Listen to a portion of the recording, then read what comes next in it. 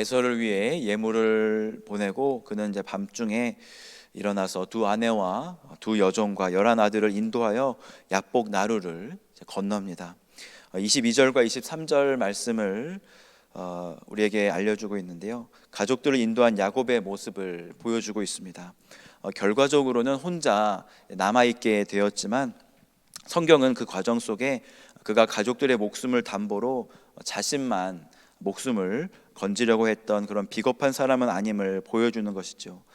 캄캄한 달밤에 혹시나 잘못되지는 않을까, 아빠로서 남편으로서 그들을 인도하여서 야복 나루를 함께 건넜고요, 또 그들이 시내를 건너는 것을 인도하고 도와주었습니다. 그리고 그는 이제 홀로 남습니다. 여차하면 홀로 도망가겠다고 혼자 남았다고 볼 수도 있겠지만, 보통의 사람들이라면 아버지로서 자기 아내와 자녀들을 죽음으로 먼저 내모는 일은 없을 것입니다. 만약 그가 그렇게 자식들을 먼저 희생시킬 수 있는 사람이라고 생각한다면 우리는 야곱을 과대평가한 것이겠죠.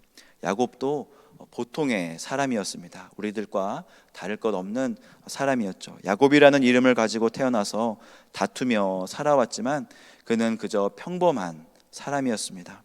우리들처럼 고뇌하고 죽음 앞에서 두려워하고 답답해하는 사람이었던 것이죠. 그리고 그는 자신의 형 에서를 잘 알았습니다. 에서가 지금 자기만을 죽이러 오는 것임도 알았습니다. 야곱은 이제 홀로 남았습니다. 24절 말씀 함께 보겠습니다. 야곱은 홀로 남았더니 어떤 사람이 날이 새도록 야곱과 씨름하다가, 홀로 있는 야곱에게 어떤 사람이 찾아옵니다. 두렵고 답답한 마음으로 고민하는 그에게 누군지도 알 수 없는 사람이 찾아와서 씨름을 하는데 무엇인가 이상합니다. 야곱은 씨름하려고 한 적도 없었고요, 하나님께 부탁한 적도 없습니다. 만약 그가 기도했다면 문제를 해결해달라는 그런 기도를 하였을 것이며, 가족들을 보호해달라고, 자기의 생명을 지켜달라고 하나님께 기도하였을 텐데 지금 자신의 생명이 위협을 받게 된 것이죠. 전혀 엉뚱하고 논리적이지 않은 상황을 맞이하였지만 그는 사력을 다해서 씨름을 합니다. 그런데 그 사람이 처음에는 호기 좋게 덤벼들 때는 언제고 이기지 못할 것 같으니 허벅지 관절을 쳐서 야곱의 관절을 어긋나게 하는 것이죠. 사실 25절 말씀을 우리가 자세히 보면요, 이 사람은 야곱의 옷가지를 잡자마자 야곱을 제압할 수 있는 사람이었습니다. 힘도 있었고요, 기술도 있었습니다. 허벅지 관절을 쳐서 부러뜨리는 것도 아니고 어긋나게 할 수 있는 사람이 세상에 어디 있겠습니까? 그런데 그는 날이 새도록 야곱과 씨름을 하였습니다. 씨름하다라는 이 단어는요, 아바크라는 단어인데 껴안다, 포옹하다라는 뜻이 있습니다. 야곱은 사력을 다해서 그 사람을 붙잡고 싸웠지만 이 사람은 야곱을 안아준 것이죠. 마치 사나운 강아지가 주인의 품에서 핥히고 물어뜯고 하지만 주인이 그 강아지를 놓지 않고 끌어안아주는 것처럼 말입니다. 이제 어두운 밤이 지나고 날이 새려할 때 이 사람은 야곱을 잡았던 손을 놓아주려고 합니다. 그런데 야곱은 놓지 않습니다. 야곱도 씨름으로 이 사람을 이길 수 없음을 알았고요, 이 사람이 보통 사람이 아니라는 것도 알았습니다. 그래서 야곱은 그 사람에게 축복해달라고 말했던 것이죠. 27절 말씀 함께 보겠습니다. 그 사람이 그에게 이르되 내 이름은 무엇이냐, 내 이름이 무엇이냐, 그가 이르되 야곱이니이다. 야곱은 나중에 인생의 노년 때 바로 왕을 만나서 자신의 인생이 험악한 인생을 살았다 이렇게 고백을 하였는데, 야곱은 사실 동네 북과 같은 삶을 살았습니다. 에서의 그늘에서 한 번도 벗어난 적이 없었고요, 아버지의 사랑을 받지 못했습니다. 형을 속여서 아버지의 축복을 받았는데 그 이후로 형의 노여움을 사서 그는 도망을 갔습니다. 외삼촌 라반에게서도 마찬가지였습니다. 14년을 무보수로 일했고요, 6년 동안 이제 삭슬 받고 일하는 동안 외삼촌은 야곱에게 마땅히 줘야 할 임금을 주는 것을 좋아하지 않았습니다. 툭하면 야곱을 불러서 일을 시키고 일하다가 실수하는 모든 것은 모두 야곱의 책임으로 돌렸지요. 야곱은 엄마 태중에서 나올 때 손으로 형의 발꿈치를 잡았다고 해서 야곱이라는 이름을 받게 되었습니다.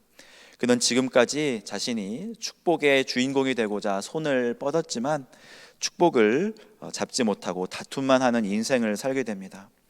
아무도 그의 손을 거들떠 보지 않았고요. 그는 제대로 한번 다투지도 못한 채 도망만 치는 인생을 살아왔습니다.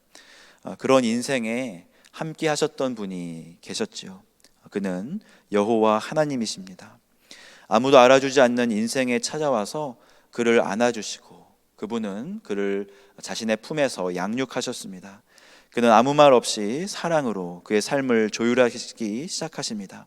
그리고 그의 이름을 묻습니다. 야곱이니이다.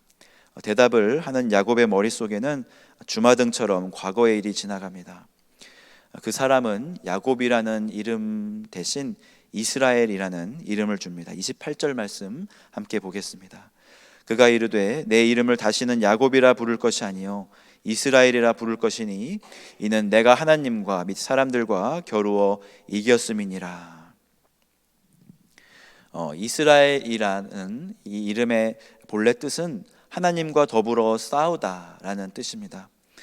그런데 이스라엘 단어 안에는 없는 그 뜻을 추가해 주십니다. 그것은 내가 하나님과 및 사람들과 겨루어 이겼음이니라라고 해주신 것이죠. 야곱은 하나님과 겨루어 이긴 사람이 되었습니다. 하나님을 이긴 사람이 되었던 것이죠. 그 누구도 이길 수 없었던 인생이, 그래서 도망만 쳐야 했던 인생이 하나님에게서 하나님을 이긴 사람이라, 나를 이긴 사람이라는 이름을 얻게 된 것입니다. 하나님은 그를 긍휼히 여기셨습니다. 그래서 하나님은 그에게 찾아오셨고요, 그를 안아주셨고 하나님은 그에게 그분의 얼굴을 보여주셨습니다. 그리고 그분은 야곱에게 일부러 져주시며 그에게 축복해 주셨습니다. 마치 그를 그의 자녀처럼 안아주신 것이죠. 야곱은 그곳 이름을 브니엘이라 불렀습니다. 브니엘은 하나님의 얼굴이라는 뜻이고요. 하나님이 떠난 후에 그는 한동안 그곳을 떠날 수 없었을 것입니다. 말할 수 없는 감동이 있었으며 하나님을 배웠으나 자신이 죽지 않고 살아있다는 것도 실감하게 되었습니다.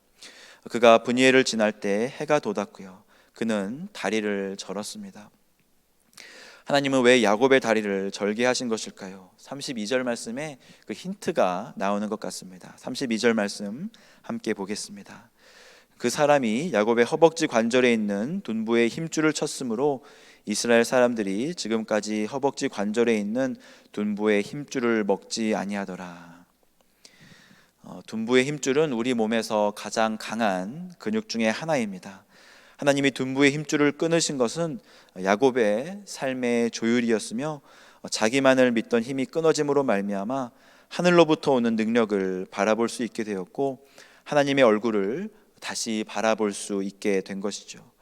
그것은 축복이었으며 하나님의 은혜와 임재의 표적이었습니다. 그리고 그 축복은 야곱에게만 머물렀던 것이 아니라 자손들에게 계속해서 표적으로 이어졌던 것이죠. 허벅지 관절에 있는 둔부의 힘줄을 먹지 않으므로 그들은 하나님께서 야곱에게 보여주신 축복을 기억하며 야곱이 하나님과 겨루어 이겼던 사건을 기억하게 되는 것입니다. 그것은 야곱이 하나님께 부르짖을 수 있는 권리가 있음을 기억하는 것이었고요, 수천 년 후에 하나님의 아들이 이 세상에 오셨습니다. 그리고 그분은 우리의 삶에도 찾아오셨습니다. 아무것도 하지 못한 채 죄의 짐에 눌려 도망만 다니는 우리에게 찾아오셔서 우리를 안아주시고 우리를 대신하여 십자가에 달려 돌아가셨습니다. 우리는 십자가를 보면서 우리를 품에 안으시고 우리를 위해 달려 죽으신 예수 그리스도를 기억합니다. 그분은 우리에게 하나님께 기도할 수 있는 권리를 주셨고요, 하나님의 자녀가 되는 권세를 주셨습니다. 오늘 하루 우리에게 찾아오신 주님의 은혜를 기억하며 주님의 십자가를 바라보는 하루가 되기를 소망합니다. 주님은 우리에게 승리를 주시며 천국의 소망으로 인도하실 것입니다. 이 시간 말씀을 놓고 함께 기도하겠습니다.